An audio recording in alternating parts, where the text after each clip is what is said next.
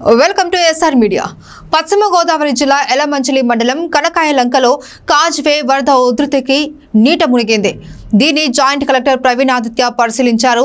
లంక గ్రామాల ప్రజలు అప్రమత్తంగా ఉండాలి అని సూచనలు జారీ చేశారు.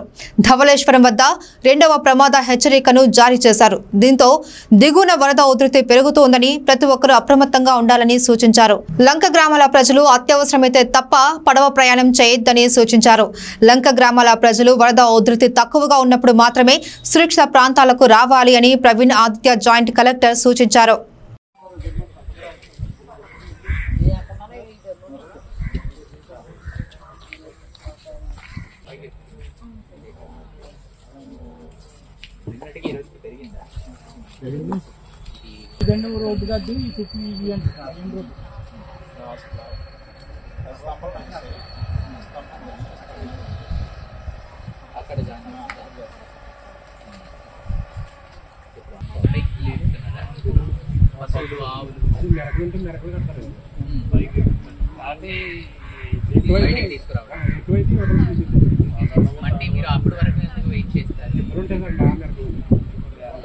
ఇప్పుడున్న పరిస్థితి చూస్తే గోదావరి వరకు కూడా మనకి సిచ్యువేషన్స్ ఇంకా పెరుగుతుంది, డెఫినెట్ గా పెరుగుతుంది. మీకు తెలుసు కదా, గోదావరి 2 సార్లు వస్తుంది. ఒకసారి పెరిగి తగ్గి మళ్ళీ ఆగస్టులో ఇంకొకసారి పెరుగుతుంది. సో అందువల్ల మనం అంటే సిచ్యువేషన్ ఏంటంటే మనకి ఇక్కడ ఏర్పాటు చేసాం మన జడ్పీ స్కూల్లో. కానీ ప్రజలు రాకపోతే కనీసం వాళ్ళకి అక్కడ ఇబ్బందికరమైన పరిస్థితి ఉండకుండా వాళ్ళు పైకి ఇంకా హైయర్ ఎలివేషన్స్ అనేది ఉండాలి. బట్ స్టిల్ ఇంకా ప్రమాదకరమైన సిచ్యువేషన్, వాటర్ ఎక్కింది పైకి వెళ్ళిపోయింది అనుకుంటే మనం అప్పుడు లాస్ట్ మూమెంట్లో తీసుకురావడం చాలా కష్టం అయిపోతుంది, చాలా కష్టం.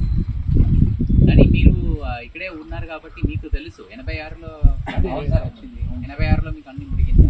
86 మన 2022 86 మొదలుపడడం అంటే మా ఇల్లు కాపరాలండి లంక గ్రామానికి ఇక్కడ వచ్చి రావడం జరిగింది. తహసీల్దార్ ఆర్డీఓ గారు ముందు కూడా ఒకసారి విజిట్ చేసేసి ఇక్కడ ప్రమాదం సిచ్యువేషన్స్ ఏముందో అనేది మాకు అప్డేట్ చేస్తూ ఉన్నారు. ఇక్కడ ప్రజలందరికీ అందరికీ మేము చెప్పడం ఏంటంటే, ఈరోజు మనకి వాటర్ లెవెల్ ఫస్ట్ వార్నింగ్ ధవళేశ్వరంలో ఆల్రెడీ రీచ్ అయిపోయింది. సెకండ్ వార్నింగ్ రావడానికి కూడా అవకాశం ఉంది.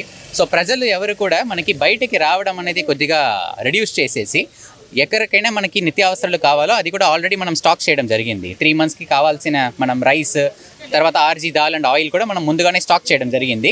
ఈ లెవెల్ మనకి ఇంకా ఒక 2-3 days మనం చూసుకుంటూ లెవెల్ తగ్గిపోయిన తర్వాతనే మనం ఫర్దర్గా మీరు బయటకు రావడం అనేది మేము కోరుకుంటున్నాము. సో ఈ టైంలో లోకల్గా ఉన్న ప్రజలందరూ, లీడర్స్ అందరూ కూడా ఇక్కడ సహాయం చేయడం అనేది జరుగుతుంది. So revenue department, police department, fisheries department, electricity department, తర్వాత ఆల్ అనిమల్ హస్బెండరీ డిపార్ట్మెంట్ అందరూ కూడా ఇక్కడ సహకారం చేస్తున్నారు. సో ఇంకా వార్నింగ్ లెవెల్స్ మనకి ఇంకా భద్రాచలంలో సెకండ్ లెవెల్ వార్నింగ్స్ కూడా ఇప్పుడు అయింది కాబట్టి మనం ఫర్దర్గా ఇంకా కొంచెం జాగ్రత్త చర్యలు తీసుకోవాలనేది ఇక్కడ అందరితో మేము కోరడం జరిగింది.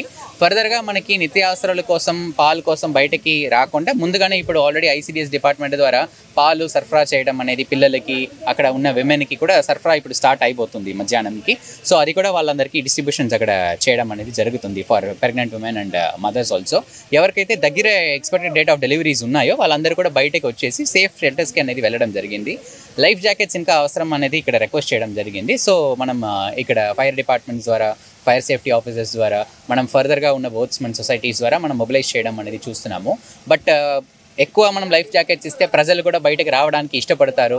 బయటకు రావడం అనేది కొంచెం ఇది ఉంటుంది కాబట్టి మనం కూడా రెస్ట్రిక్ట్ చేస్తున్నాము మూమెంట్ని. బికాస్ మనకి వాటర్ లెవెల్స్ ఎంతవరకు రైజ్ అవుతుందనేది మనం కొంచెం చూసుకుంటూ నెక్స్ట్ 2 daysకి మనం ఫర్దర్గా మూమెంట్స్ స్టాప్ చేసి only for essential commodities, only for essential purposes మాత్రమే బోట్ ఆపరేట్ చేయాలనేది కూడా ఇక్కడ డైరెక్షన్స్ ఇవ్వడం జరిగింది.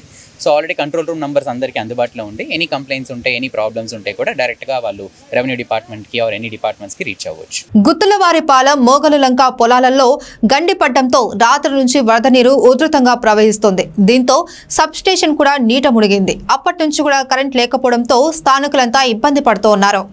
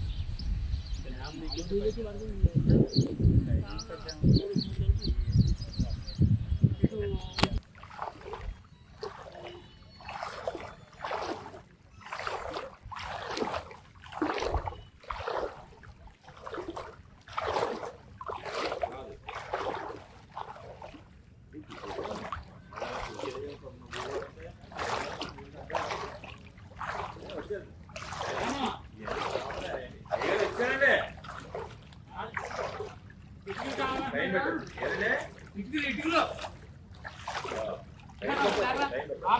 బాగా బార మొక్క కట్టే కన్నా ఒక్కటి ఇచ్చారు